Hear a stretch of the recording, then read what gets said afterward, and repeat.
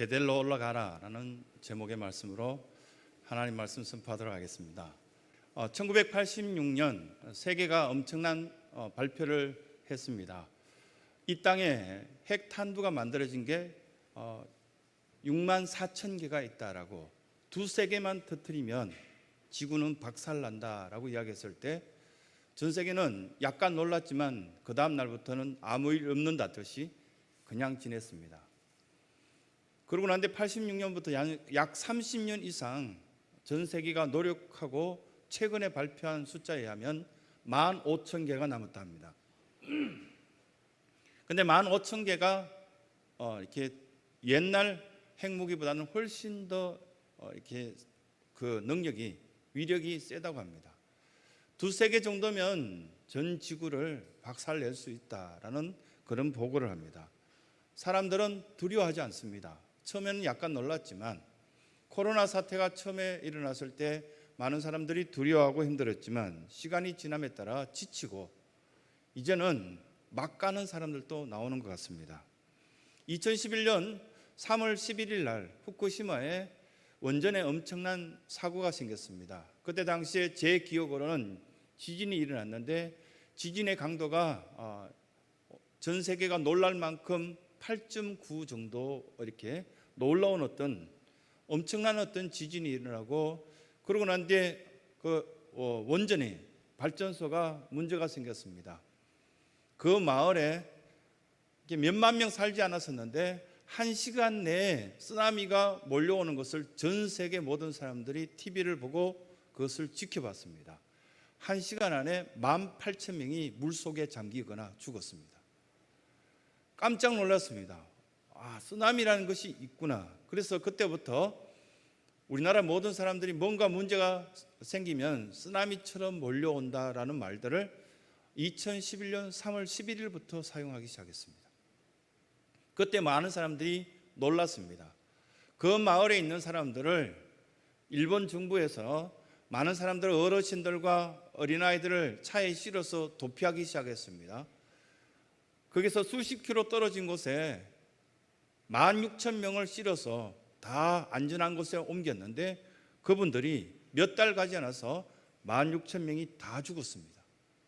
전 세계 모든 학자들이 찾아가서 조사를 했을 때 그게 질병이나 아니면 핵 어떤 방사능이나 이런 것들이 전혀 없었는데 16,000명이 다 하나님의 부르심을 받았습니다.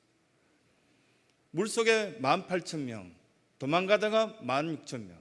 도대체 왜 이런 일이 생겼을까? 최근에 연구한 발표를 했지 않습니까? 올림픽 문제 때문에 뭐라고 발표했습니까? 그들은 자기 자식들이 물속에 빠져 있는 그 안타까움, 자기 옆집 사람들이 떠내려갈 때 아무것도 할 수 없었던 그 안타까움, 엄청난 충격을 받고 마음의 상처를 입고 괴로워서 아무 일이 없는데도 그 스트레스와 자기 자신이 너무 이렇게 약하고 보잘것없다는 것을 깨닫고 그 사람들은 충격에 의해서 죽었다라는 발표를 했습니다. 창세기 33장부터 시작해서 야곱이 에서를 만날 때 어떻게 하면 내가 살아남을 수 있을까 기도하기 시작했고, 그 본문이 이어져서 창세기 35장 1절부터 7절까지 진행된 것을 보게 됩니다. 이 말씀 가운데 이 야곱은 너무너무 큰 위기 상황 속에 어떻게 해야 될까? 하나님, 나를 도와달라고.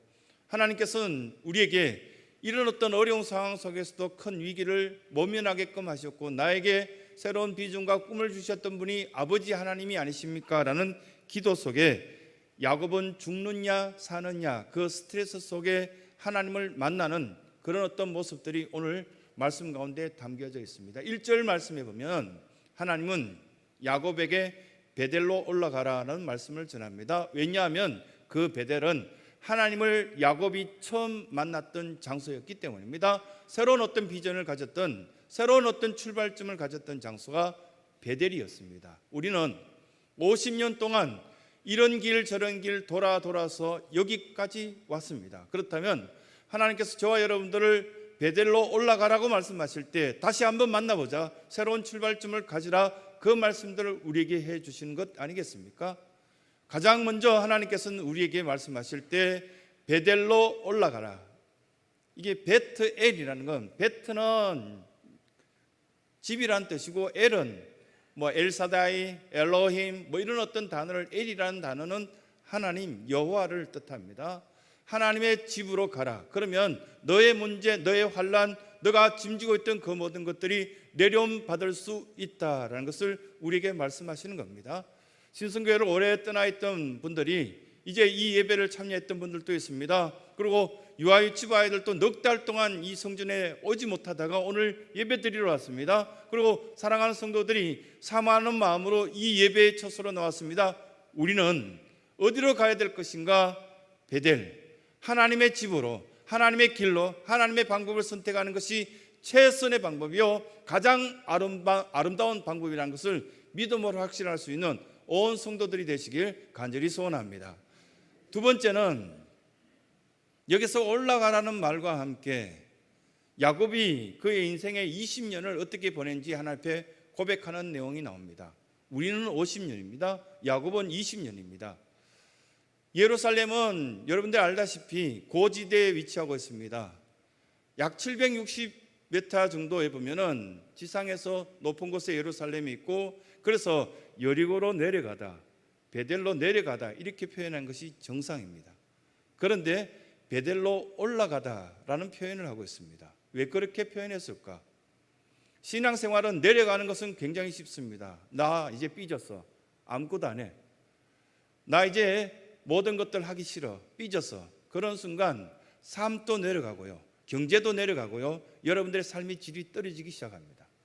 내려가는 일은 없어야 된다는 겁니다. 올라가는 길은 있어야 된다는 겁니다. 올라갈 때는 어렵죠.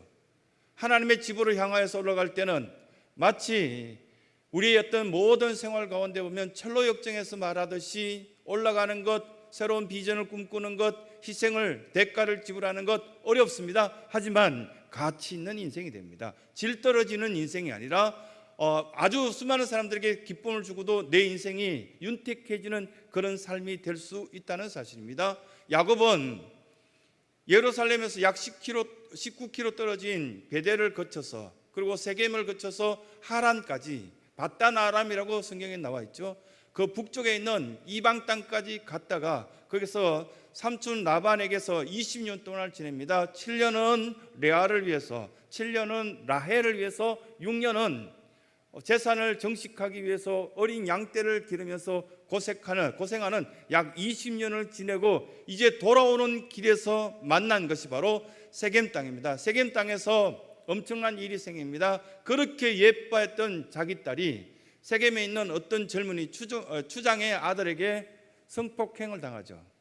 성폭행을 당했을 때 그의 형제들이 가만두지 맙시다, 형님 모입시다 이렇게 해서 보복하죠. 보복이 끝나고 난데 끝나는 것이 아니라 세겜 땅에 있는 모든 사람들이 야곱과 원수가 됩니다. 그러고 난 뒤에 나오는 말씀에 보면 35장 1절에서 7절입니다. 이 교회 주변에는 우리가 보복하고 싶은 사람이 왜 없겠습니까?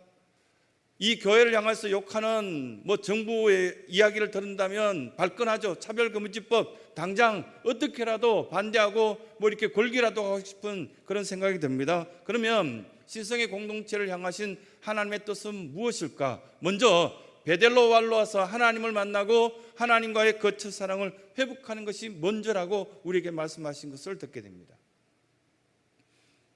야곱은 20년 동안 그의 처절한 삶을 우리에게 투영해 보이시면서 이 50년 동안 어떻게 살았냐, 성전을 떠났을 때는 어떻게 했고 성전에 돌아왔을 때는 어땠냐, 내 마음이 여러 사람들과 관계 속에서 얽혀져서 나 삐졌어 이렇게 했을 때 그게 덕스러움이 있었냐, 아니면 하나님 제 마음이 상했습니다, 위로하여 주시옵소서, 만져주시옵소서, 그리고 다시금 이 성전에 돌아왔을 때 야곱처럼 복 있는 인생 되지 않느냐, 그 말씀하시는 겁니다. 그러면 떠나겠냐? 떠나지 않는다는 겁니다. 우리는 이 성전 속에서 영원토록 하나님과 동행할 수 있는 믿음의 자녀, 하나님께서 복 주시는 자녀, 하나님 사랑받는 야곱이 되어야 된다는 사실을 두 번째 우리에게 교훈하시는 겁니다.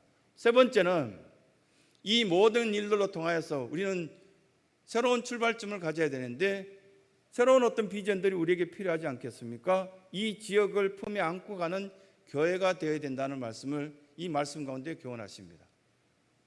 구로 4당에서 여기 왔는데 교회 학교 아이들이 이 교회 속으로 도는데 20년 걸렸다면 다시 한번 생각해 봐야 되지 않겠습니까? 이 교회 주변에 있는 아이들이 더 많아져야 되고, 그 아이들이 언제든지 이 교회 속으로 뛰쳐 들어와서 마음껏 찬양하고 뛰놀기도 하고, 그런 어떤 모습들이 우리 가운데, 이 공동체 가운데 있어야 됨을 비전 속에 말씀하고 있는 것들을 듣게 됩니다. 또 한 가지는 은사별로 우리는 다 쓰임 받아야 된다는 거. 한 주, 두 주 이렇게 이 교회에 희년 감사 예배를 드리기 위해서 준비할 때 꽤 우리 교인들도 보면 재능이 있더라고요. 페인트 칠 잘하시는 분, 바닥을 청소 잘하시는 분 등등 여러 가지 일들을 같이, 어제도 보니까 벽에 붙어서 벽을 닦아내는데 애쓰는 성도들의 모습 보니까 보기 좋던데요. 하나님 더 기뻐하시지 않겠습니까? 각자에게 주신 재능대로 이 잠재력을 발휘하여서 쓰임받을 때가 왔다는 겁니다.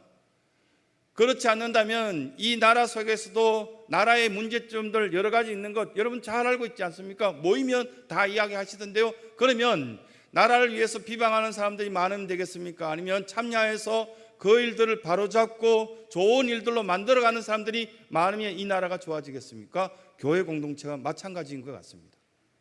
우리에게 주신 그 은사별로 잠재력을 갖고 쓰임받고요, 물론 불평할 사람들은 계속 불평할 겁니다. 그러나 그걸 듣지 않는 것이 아니고 우리는 하나님의 음성을 듣고 사랑의 말들을 듣고 그 이웃들과 함께하는 그 기쁨을, 이 잠재력을 발휘하여서 어디든지 은사별로 쓰임받고 이 달란트별로 하나님 앞에 기쁨으로 나아가는 그 모습들이 우리에게 두 번째 필요함을 말씀하십니다. 세 번째는 사도적 정신을 다시금 바로잡자는 겁니다. 사도적 정신을 바로잡기 위해서는 무엇보다도 예수님의 그 제자들이 사도라 부르심을 받았던 이유들을 한번 생각해 봐야 됩니다. 콜링 받았을 때 그 예수님의 제자들은 처음에는 도망갔지만 성령의 임하심을 경험하자 그들은 목숨 걸었잖아요. 어디에 목숨 걸었을까 볼 때 예수님께 들은 말씀을 전하려고, 어떻게든지 재밌게 전하려고 그러고, 어떻게든지 자기 주변 사람들에게 이 사도성을 발휘하여서 말씀 전하는 것, 그 주변 사람들에게 우리 교회가 참 행복합니다, 복이 있습니다, 이런 것들 전하는 일에 그들은 사도성을 갖고 최선을 다했던 모습을 볼 수 있습니다. 이제 이 지역을 변화시킬 만한 나이가 됐습니다. 50살. 그만한 영향력을 가질 수 있습니다. 여러분들 재능을 볼 때 충분히 할 수 있습니다. 두 번째 사도성은 충성과 헌신의 모습입니다. 사도들이 가는 곳마다 자기 돈을 내서 교회를 짓고요, 자기의 물질을 다 사용하여서 그 주변 사람들 갈라디아 교회로, 에베소 교회로, 스무나 교회로, 두아디라 교회로 이런 교회들을 세워서 많은 사람들을 변화시키고 그들로 통해서 또 다른 헌신과 충성을 할 수 있는 일꾼들을 만든 것을 볼 수 있습니다. 이게 사도성입니다. 두 가지입니다. 우리는 할 겁니다. 해내야 됩니다. 왜냐하면 하지 않으면 우리가 망하기 때문입니다. 정부나 모든 어떤 주변에 있는 세력들이 우리를 도와줄 것 같지만 그렇지는 않습니다. 차별금지법 하나만 봐도 답답하기 그지없습니다. 그런데 우리는 기도를 줄어들게 만들고 다른 어떤 모습들을 우리는 위축되어 간다면 우리는 스스로 힘들어지는 모습들이 우리에게 주어질 것이라는 사실은 자명한 사실입니다. 그래서 이 감사주의를 지키면서 모든 성도들이 위험을 무릅쓰고 마스크를 끼고 1시간 견디기도 힘든데 1시간 20분 이상 이렇게 견디면서 우리가 무엇을 작정할 것인가? 첫 번째, 다시금 베델로 올라가자. 하나님을 만났던 그 자리로 올라가고 사도성을 회복하여서 이 지역을 변화시키고 가정을 변화시키고 함께 동력함으로 통하여서 믿음의 그 열매들을 함께 맛볼 수 있는 신성의 모든 공동체의 성도들이 되시길 간절히 소원합니다.